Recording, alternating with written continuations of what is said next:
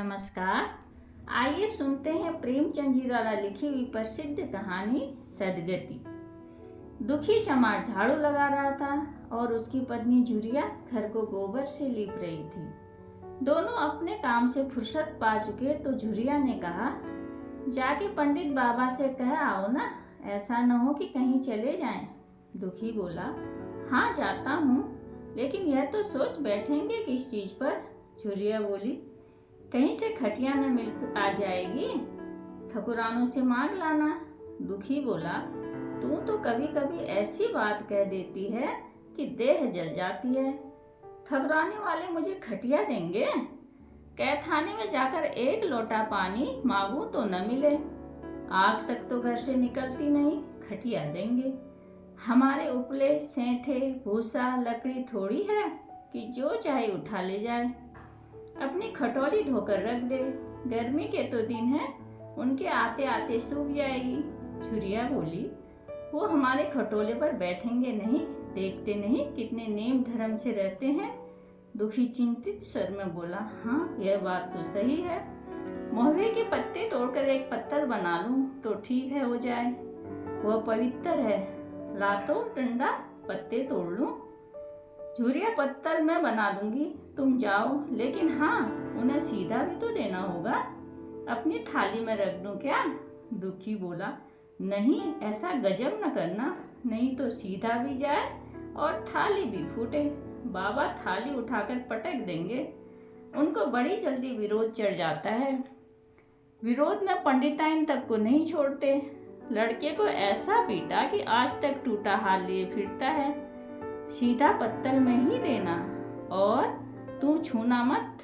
गौड़ की लड़की लेकर शाह की दुकान से सब चीजें ले आना, सेर भर आटा, आधा सेर चावल, पाव भर दाल, आधा पाव घी, नौन और हल्दी, और पत्तल में एक किनारे 4 पैसे रख देना। ध्यान रखना तू कुछ मत छूना। फिर दुखी घास का एक बड़ा सा गट्ठा लेकर पंडित जी से अर्जी करने चला। खाली हाथ बाबा जी की सेवा में कैसे जाता, और उसके पास घास के सिवाय और कुछ न था। पंडित घासीराम ईश्वर के परम भक्ति थे। नींद खुलते ही ईशोपासना में लग जाते, उठते ही मुँह हाथ धोते। 8 बजते तब असली पूजा शुरू होती, जिसका पहला भाग भंग की तैयारी थी। उसके बाद आधे घंटे तक चंदन रगड़ते, फिर आईने के सामने एक तिनके से माथे पर तिलक लगाते, फिर छाती पर और फिर बाहों पर चंदन की गोल गोल मुद्रिकाएं बनाते। फिर ठाकुर जी की मूर्ति को नहलाते, चंदन लगाते, फूल चढ़ाते, आरती करते, घंटी बजाते। 10 बजते बजते वह पूजन से उठते और भंग छानकर बाहर आते। तब तक 2-4 जजमान द्वार पर खड़े मिलते। ईशोपासना का तत्काल फल मिल जाता, वही उनकी खेती थी। आज वह पूजन गृह से निकले तो देखा दुखी चमार घास का गट्ठे लिए बैठा है। दुखी उन्हें देखते उठ खड़ा हुआ और उन्हें साष्टांग दंडवत करके हाथ बांधकर खड़ा हो गया। दुखी को देख पंडित जी बोले, आज कैसे चला रे दुखिया? दुखी ने सिर झुकाते हुए कहा, बिटिया की सगाई कर रहा हूँ महाराज, कुछ साहित्य सगुन विचारना है, कब मर्जी होगी? पंडित जी ने कहा, आज मुझे छुट्टी नहीं है, हाँ सांझ तक आ पाऊंगा। दुखी, नहीं महाराज, जल्दी मर्जी हो जाए, सब सामान ठीक कर आया हूँ, यह घास कहाँ रख दूँ? पंडित जी, गाय के सामने डाल दे और जरा झाड़ू लेकर द्वार तो साफ कर दे। यह बैठक भी कई दिनों से लिपी नहीं है, इसे भी गोबर से लीप दे, तब तक मैं भोजन कर लूँ, फिर जरा आराम करके चलूँगा। हाँ यह लकड़ी भी चीर देना, खलिहान में 4 खांची भूसा पड़ा है, उसे भी उठा लाना और भूसोली में रख देना। दुखी फौरन हुक्म की तामील करने लगा। झाड़ू लगाई, बैठक को गोबर से लीपा। 12 बज गए थे। पंडित जी भोजन करने चले गए। दुखी ने सुबह से कुछ नहीं खाया था, उसे भी जोर की भूख लगी, पर वहाँ खाने को क्या धरा था। घर यहाँ से मील भर दूर था, वहाँ जाता तो पंडित जी बिगड़ जाते। बेचारे ने भूख दबाई और लकड़ी फाड़ने लगा। लकड़ी की मोटी सी गांठ थी, जिस पर पहले कितने ही भक्तों ने अपना जोर आजमा लिया था। लकड़ी चीरने का उसे अभ्यास न था। वह कस कस कर कुल्हाड़ी मारता, पर उस गांठ पर निशान तक न पड़ता। अब वह थक चुका था, हाथ उठाए न उठते थे, पांव कांप रहे थे, आंखों तले अंधेरा हो रहा था, चक्कर आ रहे थे, फिर भी वह अपना काम किए जाता था। अगर एक चिलम तंबाकू मिल जाता तो शायद कुछ ताकत आ जाती। उसने सोचा, यहाँ चिलम कहाँ मिलेगा? ब्राह्मण लोग हम नीच जाति की तरह तंबाकू थोड़ी ही पीते हैं। सहसा उसे याद आया कि गांव में एक गौड़ भी रहता है। तुरंत उसके घर दौड़ा। उसने तंबाकू भी दी और चिलम भी दी, पर आग वहाँ न थी। दुखी बोला, आग की चिंता न करो भाई, मैं पंडित जी के घर से आग मांग लूंगा। वह जाकर पंडित जी के बरौठे के द्वार पर खड़ा होकर बोला, मालिक, आग मिल जाए तो चिलम पी लूं। पंडित आइन ने पूछा, यह कौन आदमी आग मांग रहा है? पंडित जी बोले, अरे वही ससुरा दुखिया चमार है, कहा है थोड़ी सी लकड़ी चीर दे, आग तो है, दे दो। पंडित आइन ने भवें चढ़ाकर बोला, तुम्हें तो जैसे पोथी पत्नों के फेर में धर्म कर्म किसी बात की सुधी ही नहीं रही। चमार हो, धोबी हो, पासी हो, मुंह उठाए घर में चला आए।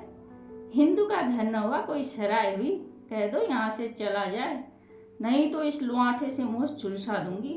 आग मांगने चले हैं। पंडित जी बोले, जरा सी आग दे क्यों नहीं देती? काम तो वह हमारा ही कर रहा है, कोई लौनिया यही लकड़ी फाड़ता तो कम से कम 4 आने लेता। पंडिताइन बोली, अच्छा, इस वक्त तो आग दे देती हूँ, लेकिन फिर इस तरह घर में आएगा तो उसका मुंह ही जला दूंगी। दुखी के कानों तक आवाज जा रही थी। वह पछता रहा था, नाहक आया पंडित के घर में, चमार कैसे चला आया? बड़े पवित्र होते हैं ये लोग, तभी तो संसार पूछता है, इतना मान होता है इनका। दुखी ने फिर कुल्हाड़ी उठाई।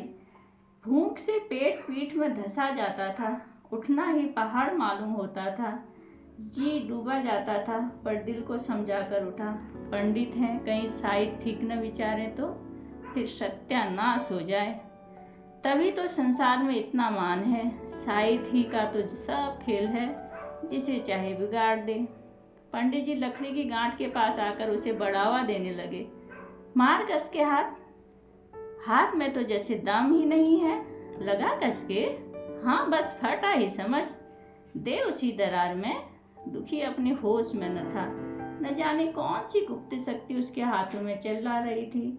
वह थकान, कमजोरी, भूख सब मानो भाग गई। एक एक चोट वज्र की तरह पड़ती थी। आधे घंटे तक वह इसी उन्माद की दशा में हाथ चलाता रहा, यहाँ तक कि लकड़ी बीच से फट गई और दुखी के हाथ से कुल्हाड़ी छूटकर गिर पड़ी। उसके साथ वह भी चक्कर खा के गिर पड़ा। भूखा प्यासा थका हुआ शरीर जवाब दे गया। पंडित जी ने अब उसे दिख करना उचित न समझा। वह भीतर जाकर पंडिताई बाना पहनकर बाहर निकले। दुखी अभी तक वहीं पड़ा हुआ था। पंडित जी ने जोर से पुकारा, अरे क्या पड़ा ही रहेगा दुखी, चलो तुम्हारे ही घर चल रहा हूँ, सब सामान ठीक ठाक है ना? दुखी फिर भी न उठा। पंडित जी को शंका हुई। पास जाकर देखा तो दुखी अकड़ा पड़ा हुआ था। वह बदहास होकर भागे और पंडिताइन से बोले, दुखिया तो मर गया, अब क्या होगा? पंडिताइन बोली, होगा क्या, चमरौनी में कहला भेजो, मुर्दा उठा ले जाए। एक क्षण में गांव भर में खबर फैल गई। पूरे में ब्राह्मणों की ही बस्ती थी, केवल एक घर गौड़ का था। लोगों ने इधर का रास्ता छोड़ दिया, पर कुएं का रास्ता इधर ही से था। पानी कैसे भरा जाए? चमार के लाश के पास से होकर पानी भरने कौन जाए? एक बुढ़िया ने पंडित जी से कहा, अब मुर्दा फेंकवाते क्यों नहीं, कोई गांव में पानी पिएगा या नहीं? इधर गौड़ ने चमरौनी में जाकर सबसे कहा, खबरदार मुर्दा उठाने मत जाना, अभी पुलिस तहकीकात होगी, गरीब की जान ले ली, पंडित होंगे तो अपने घर के होंगे। पंडित के कहने पर भी अब चमरौनों ने कोई आदमी लाश उठाने को तैयार नहीं हुआ। पंडित जी ने उन्हें धमकाया, मिन्नतें की, पर उस पर कोई प्रभाव न पड़ा। कोई भी लाश उठाने के लिए तैयार नहीं हुआ। हाँ, दुखी की पत्नी और बेटी दोनों हाय हाय करती आई और पंडित जी के द्वार पर आकर सिर पीट पीट कर रोने लगी। आधी रात तक रोना पीटना जारी रहा, पर लाश उठाने कोई चमार ना आया। और ब्राह्मण चमार की लाश कैसे उठाते? रात तो किसी तरह कटी, मगर सवेरे भी कोई चमार ना आया। चमारी ने भी रो पीट कर चली गई। दुर्गंध अब कुछ कुछ फैलने लगी। पंडित जी ने एक रस्सी निकाली, उसका फंदा बनाकर मुर्दे के पैर में डाला और फंदे को खींचकर कस दिया। अभी कुछ कुछ धुंधल का था। पंडित जी ने रस्सी पकड़कर लाश को घसीटना शुरू किया और गांव के बाहर घसीट ले गए। वहां ले जाकर तुरंत स्नान किया, दुर्गा पाठ पढ़ा और घर में गंगा जल छिड़का। उधर दुखी की लाश को खेत में गीदड़, गिद्ध, कुत्ते और कौवे नोच रहे थे। यही जीवन पर्यंत की भक्ति, सेवा और निष्ठा का पुरस्कार था। धन्यवाद।